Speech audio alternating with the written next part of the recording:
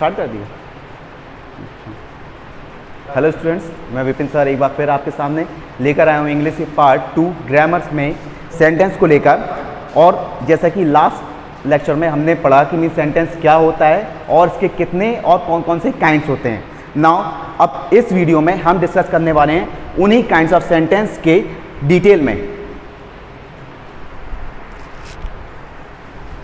इस वीडियो में हम डिस्कस करने वाले हैं उन्हीं काइंड्स ऑफ सेंटेंस को डिटेल में। तो आइए देखते हैं। जैसे कि फर्स्ट मैंने बताया हुआ था जिसका नाम है एसर्टिव सेंटेंस, जिसे हम हिंदी में स्वीकारात्मक या कथात्मक वाक्य कहते हैं। दूसरा जिसका नाम है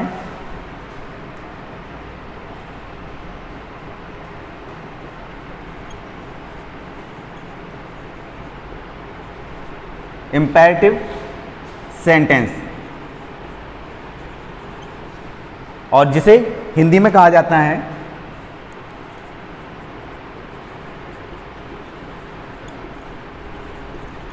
आज्ञा सूचक वाक्य। थर्ड जिसे कहते हैं इंटेरोगेटिव सेंटेंस, जिसे हिंदी में प्रश्नवाचक वाक्य कहा जाता है। अगला पार्ट है फोर्थ,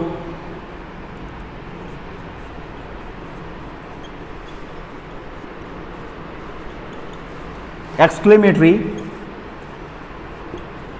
सेंटेंस, जिसे हिंदी में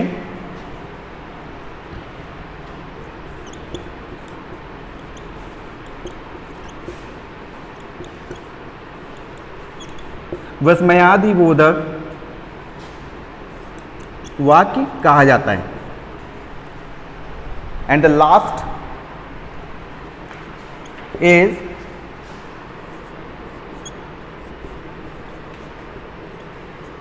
ऑप्टेटिव सेंटेंस,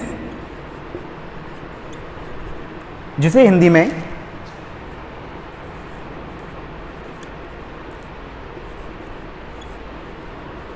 इच्छा सूचक वाक्य कहा जाता है। तो ये तो थे हमारे 5 काइंड्स ऑफ सेंटेंस। अब इसके बाद हम डिटेल में हर एक सेंटेंस के बारे में पढ़ेंगे और जानेंगे कि मीन्स किस तरह से ये सेंटेंसेस वर्क करते हैं हमारे डेली लाइफ में।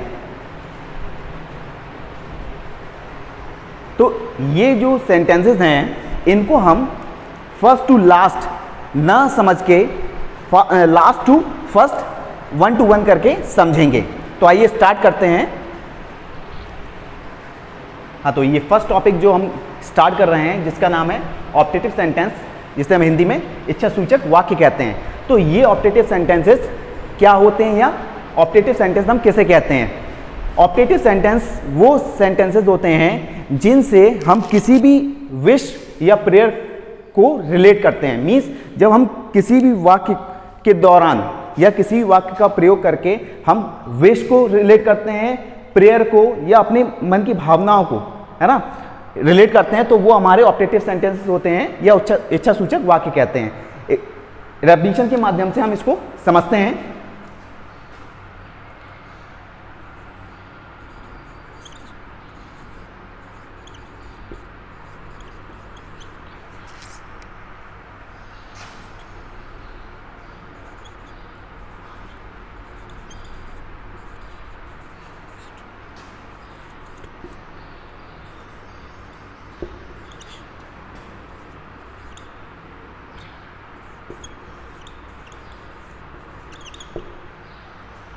जैसे कि लिखा हुआ है, such sentences are use to wish और prayer are called optative sentences.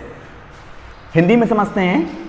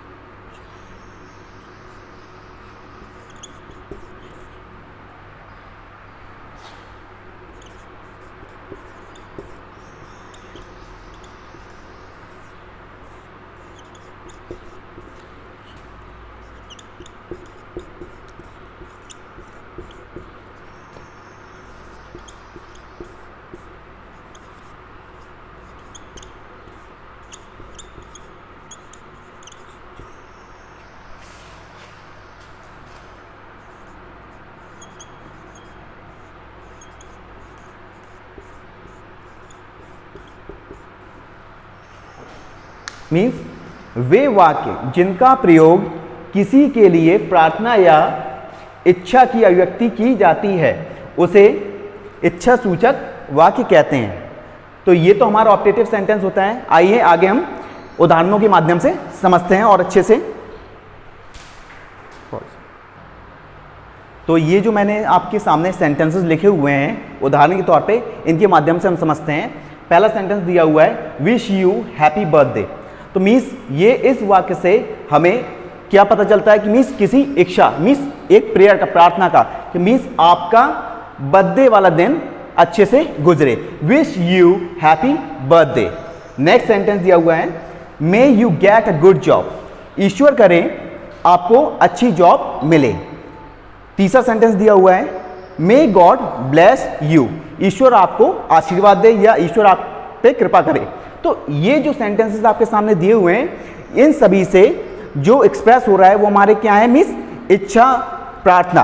तो मीन्स ये सारे ही सेंटेंसेस आपके किससे रिलेट करते हैं, ऑप्टेटिव सेंटेंस से। आइए नेक्स्ट टॉपिक को लेके बात करते हैं। आइए नेक्स्ट टॉपिक को लेके बात करते हैं, एक्सक्लेमेटरी सेंटेंस, जिसे हम विस्मयादिबोधक वाक्य कहते हैं। ये क्या होता है, मीन्स कैसे हम जाने कि मीन्स विस्मयादिबोधक वाक्य किसे कहते हैं। तो यहाँ पर आपके सामने डेफिनेशन दी हुई है, सेंटेंसेस वो सभी वाक्य which are used to express strong और सडन फीलिंग्स। मीन्स वो सभी वाक्य जिनसे क्या एक्सप्रेस होता हो, स्ट्रॉन्ग और सडन फीलिंग, मीन्स हृदय से प्रकट होने वाली अचानक भावनाओं को, उसे हम विस्मयादिबोधक वाक्य कहते हैं। वे वाक्य जिनमें किसी व्यक्ति के हृदय से अचानक उत्पन्न होने वाली भावना की अभिव्यक्ति होती है, उन्हें हम विस्मयादिबोधक वाक्य कहते हैं। तो ये तो था डिटेल विस्मयादिबोधक वाक्य का। आइए आगे चल के एग्जाम्पल के माध्यम से हम समझते हैं कि मीन्स किस तरह से ये काम करता है। तो आइए एग्जाम्पल के माध्यम से हम समझते हैं। ये एग्जाम्पल लिखे हुए हैं। फर्स्ट एग्जाम्पल में दिया हुआ है, व्हाट अ शॉट। जैसे कि मान चलिए आप क्रिकेट देख रहे हो और एक शॉट पड़ता है, तो आप खुश होके क्या कहते हैं, व्हाट अ शॉट। तो मीन्स इससे क्या पता चलता है कि आपके हृदय से व्यक्त होने वाली भावना, मीन्स खुशी की भावना व्यक्त हो रही है। ऐसे ही आपके सेकंड सेंटेंस में बता रहे हैं, हाउ टेरिफिक। मीन्स जब किसी तरह से डर की भावना व्यक्त होती है, जब हमें किसी चीज़ को डर को हमें एक्सप्रेस करना होता है, तो हम किसके थ्रू करते हैं, हाउ टेरिफिक। हम कहते हैं हाउ टेरिफिक, कितना डरावना है। ऐसे ही आपके थर्ड सेंटेंस दिया हुआ है, ओह नो। जब कोई सैड फीलिंग होती है, जब हम दुखी होते हैं, तो उस कंडीशन में हम कहते हैं oh no. Last is I got 4 movie tickets.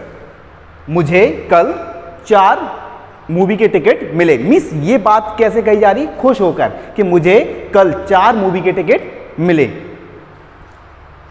तो ये आपके सभी रिलेट करते हैं एक्सक्लेमेटरी सेंटेंस से। आइए नेक्स्ट टॉपिक को लेकर डिस्कस करते हैं। नेक्स्ट टॉपिक है इंटरोगेटिव सेंटेंस, जिसे हम प्रश्नवाचक वाक्य कहते हैं। इंटरोगेटिव सेंटेंसेस या प्रश्नवाचक वाक्य किसे कहते हैं, आइए देखते हैं। Sentences which are used to ask questions called interrogative sentence. Means वे सभी वाक्य जिनका प्रयोग प्रश्न पूछने के लिए किया जाता है उन्हें प्रश्नवाचक वाक्य कहते हैं। जैसे कि उदाहरण के माध्यम से समझते हैं। तो जैसे कि यहां पर एग्जाम्पल लिखे हुए हैं। फर्स्ट एग्जाम्पल लिखा हुआ है, do you know the address, क्या आप ये पता जानते हैं। तो इस सेंटेंस हमें क्या पता चल रहा है कि मीन्स हम किसी से प्रश्न कर रहे हैं। ऐसे ही अगले सेंटेंस में लिखा हुआ है, when is he coming tomorrow, means वो कल कब आ रहा है। इससे भी हमें पता चलता है कि मीन्स किसी से प्रश्न किया जा रहा है कि वो कब आ रहा है कल। तो ये आपके एग्जांपल्स हुए इंटरोगेटिव सेंटेंसेस के। आइए नेक्स्ट टॉपिक को लेकर बात करते हैं। क्लियर कर दिया क्या, अरे लिख तो लें। नाउ नेक्स्ट काइंड आपके सामने है, जिसे हम इंपेरेटिव सेंटेंस कहते हैं और आगे सूचक वाक्य के नाम से जानते हैं। तो आइए इसको परिभाषा के माध्यम से समझते हैं। Sentence which are used to permit order और रिक्वेस्ट कॉल्ड इंपेरेटिव सेंटेंस। वे सभी वाक्य जिनका उपयोग या यूज हम परमिशन देने या लेने के लिए करते हैं, आज्ञा देने के लिए या रिक्वेस्ट मीन्स प्रार्थना करने के लिए करते हैं, उन्हें हम आज्ञा सूचक वाक्य कहते हैं। आइए कुछ उदाहरण के माध्यम से हम इसको समझते हैं अच्छे से। तो आइए एग्जाम्पल के माध्यम से हम समझते हैं कि इंपेरेटिव सेंटेंस या आज्ञा सूचक वाक्य किन्हें कहते हैं। जैसे कि फर्स्ट सेंटेंस लिखा हुआ है यहाँ पर, डोंट टॉक इल। इसका अर्थ है कि मीन्स बुरा मत बोलो। तो इससे आपको क्या पता चलता है, मीन्स आपको एडवाइस दी जा रही है, सलाह दी जा रही है कि मीन्स आप किसी से गलत ना बोलें या बुरा ना बोलें।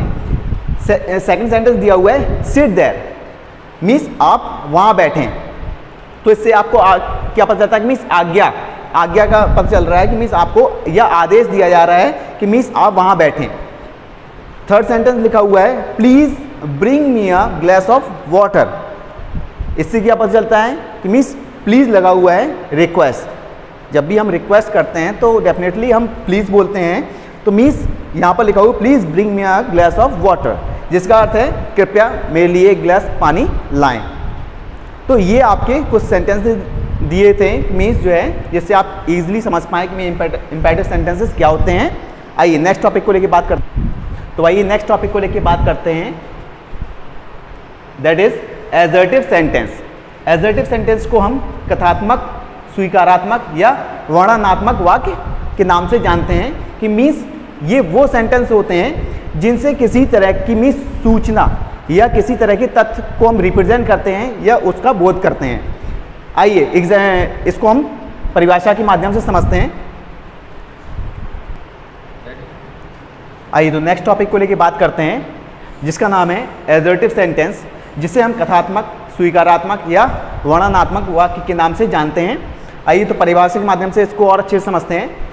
Sentences that state fact, information और आइडिया, मीन्स वे वाक्य जो किसी तथ्य, सूचना या सोच का बोध कराते हैं, उन्हें कथात्मक, स्वीकारात्मक या वर्णनात्मक वाक्य कहते हैं। आइए इनको एग्जाम्पल के माध्यम से और अच्छे से समझते हैं। तो यहाँ पर जो आपके सामने सेंटेंस दिए हुए हैं कि मीन्स APJ अब्दुल कलाम को मिसाइल मैन के नाम से जाना जाता है।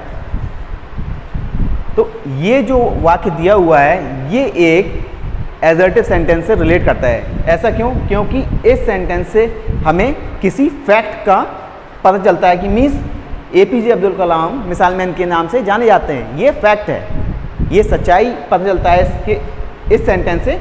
तो ये आपका एसर्टिव सेंटेंस होगा। नेक्स्ट सेंटेंस दिया हुआ है, समीर बहुत होनहार लड़का है। मीन्स जो यहाँ पर बताया जा रहा है समीर होनहार लड़का है, ये ओपिनियन है, ये मेरी सोच है कि मीन्स समीर एक होनहार लड़का है। और मीन्स हो भी सकता है कि मीन्स किसी दूसरे व्यक्ति का ये ओपिनियन या सोच के बारे में बात करें तो उसके अनुसार होनहार हो भी सकता है और नहीं भी। तो इस तरह से ये सेंटेंस भी आपके एजर्टिव सेंटेंस की कैटेगरी में आता है। जैसे तीसरा सेंटेंस दिया हुआ है, मैं कभी झूठ नहीं बोलता हूँ। तो ये जो सेंटेंस दिया हुआ है ये भी आपका क्या है, एक मीन्स सूचना है। ये एक तरह की सूचना है कि मीन्स मैं कभी झूठ नहीं बोलता हूँ, कि मीन्स ये आपका जो एजर्टिव सेंटेंस है, मैं आपको बताना चाहता हूँ कि मीन्स जो एजर्टिव सेंटेंस हैं इसकी दो कैटेगरी होती हैं, एक सकारात्मक, दूसरा नकारात्मक। तो जैसे कि ये दो मैंने वाक्य बताए हुए हैं, ये आपकी सकारात्मक की मीन्स कैटेगरी में आते हैं, जिसे हम एफर्मेटिव सेंटेंस के नाम से जानते हैं। और दूसरा जो लास्ट सेंटेंस दिया हुआ है, मैं कभी झूठ नहीं बोलता, ये आपका नेगेटिव, नकारात्मक की कैटेगरी में आता है। जैसे कि एपीजे अब्दुल कलाम को मिसाइल मैन कहा जाता है, means APJ Abdul Kalam is known as a missile man. दूसरा सेंटेंस दिया है, समीर बहुत होनहार लड़का है, Sameer is an intelligent boy. तीसरा दिया हुआ है, मैं कभी झूठ नहीं बोलता हूं, आई नेवर टेल लाई। तो ये आपके कुछ सेंटेंसेस थे जो कि एजर्टिव सेंटेंस की कैटेगरी में आते हैं। तो ये सारे आपके काइंड्स ऑफ सेंटेंस हैं। आई होप आपको अच्छे से समझ में आए होंगे। Thank you.